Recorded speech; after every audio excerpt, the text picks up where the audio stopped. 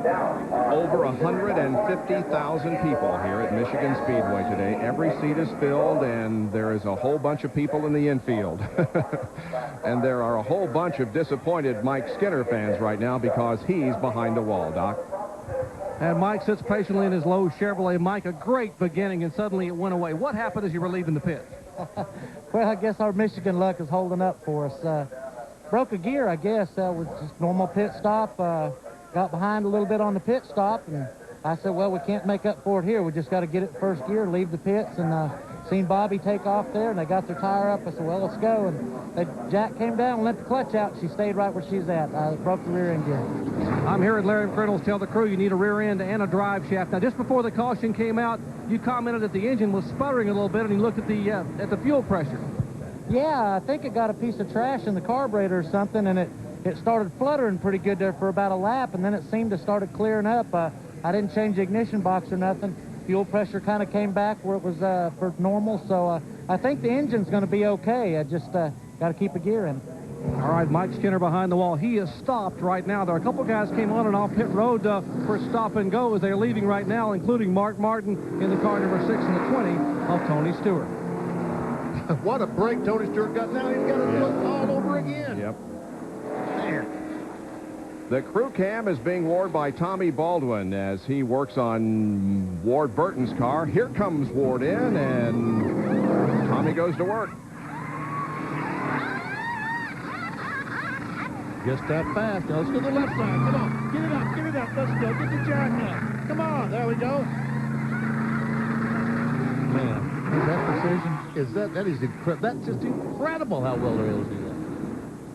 Tony Stewart gained 5 positions on pit road. He was going to fall into about 7th position, but because of the stop-and-go penalty for speeding, he is back to 35th spot. Look at that.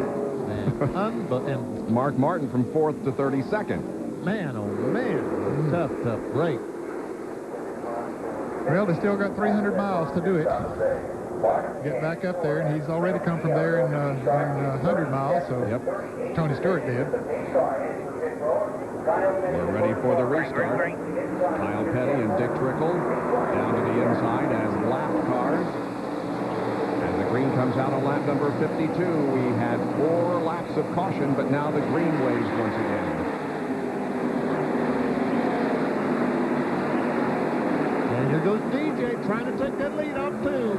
He probably needed to get a run on while he had those new tires on there. The new Gordon will be tough to pass later on, and I think he's going to be tough to pass right now. In the corner number 3, they race side by side. Jarrett on the bottom and Jeff Gordon up in the middle of the racetrack, and Jarrett gets the advantage coming off the corner.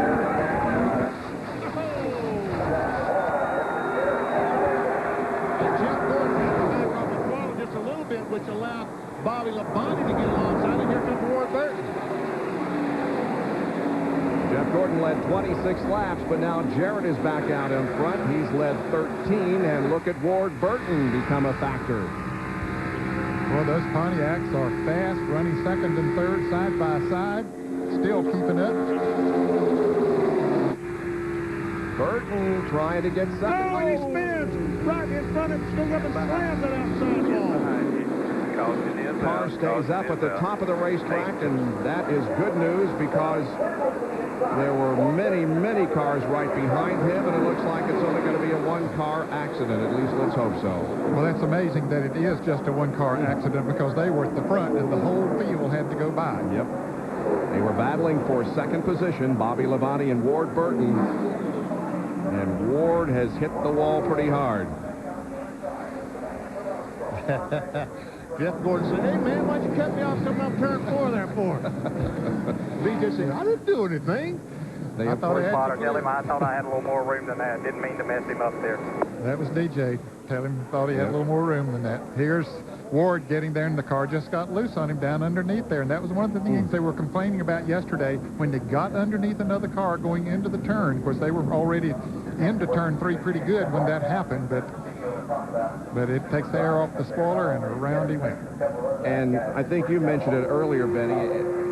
almost all the crashes that we saw in the Busch practice yesterday morning or Friday morning in which Ernie Irvin was injured, they do a half spin and hit on the driver's side. Exactly. They just half spin. Now watch the car go around. It goes up the hill, does a half spin, and backs it on. Now, if you could just keep going and go around, hit the nose, it would be one thing, but they always slam on that left side. Jerry Punch. And guys, we got to remember, when the race began, Ward Burton complained about the car being very, very tight, meaning it wouldn't turn coming off the corner. Now, in that last pit stop just a moment ago, with the only pit stop of the day, they made a significant adjustment to the air pressure and the wedge to free the car up. Ward had had the back end planted for the first 46 laps. Now he tries to go make a move, but he's Bobby Labonte, and with that adjustment, obviously the back end wasn't planted enough anymore, and it came around. That's what the crew is hypothesizing may have happened here as they sit and watch the dismal picture on the infield screens and see how badly damaged their pole-sitting car actually is. Well, evidently Ward is okay because they're hooking the record of the car, which tells me that he is probably okay. And we saw the officials there talking to Ward. They're trying to get him out of the car, and he says, man, I feel good sitting here right now. Dale Earnhardt Jr. is in for a pit stop. He pitted not too long ago, so is Wally Dallenbach. As we ride on board with Dale Jr. And they're going to change left side tires. Oh, they're going to take a change. Yeah, they're jacking it up. One thing to get it completely full of fuel, and yeah, they did something back there on that left rear. Well, we talked about the silly season, and there's a good way to keep up on what's happening whenever there was an official announcement regarding the 1999 season and how it will affect the 2000 series. You can catch up with what's going on the NASCAR website, www.nascar.com. We'll be right back.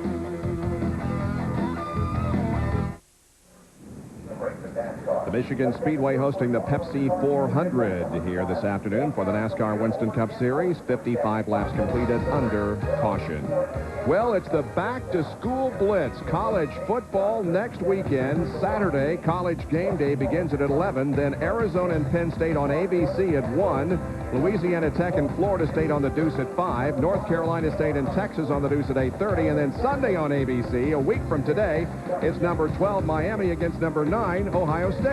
Tell me it's not so. Football season already. It is football season, and one person who is especially happy about that is a member of the coverage team on Thursday nights on ESPN, Dr. Jerry Punch.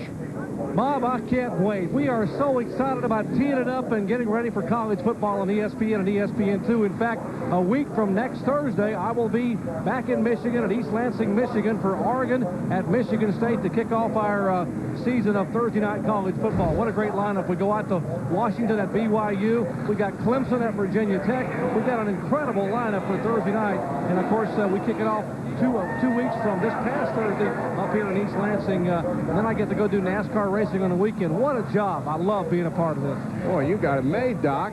Well, I tell you, these mornings up here in southern Michigan, the last couple of mornings, it sure indicates that it's football season, doesn't it? Very nice. Yeah, cool. And the days haven't been nearly as hot as we've had in the south either. Yep. Nice, dry weather, not very much humidity. If you just turned on the television, you wonder what's the caution flag about Ward Burton in the Caterpillar car. Pole sitter, as a matter of fact, just crashed about 2 or 3 laps ago up in turn 3.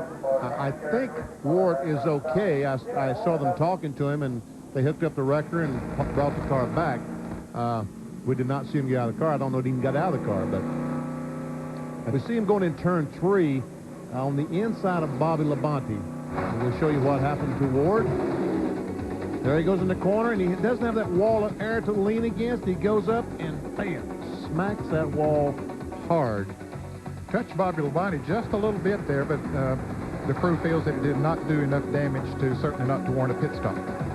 Ward Burton, the pole sitter, did lead lap number 1, but after that, Dale Jarrett took over. 4 leaders so far. Gordon has led the most, then Jarrett, Skinner, and Ward Burton. Back in a moment.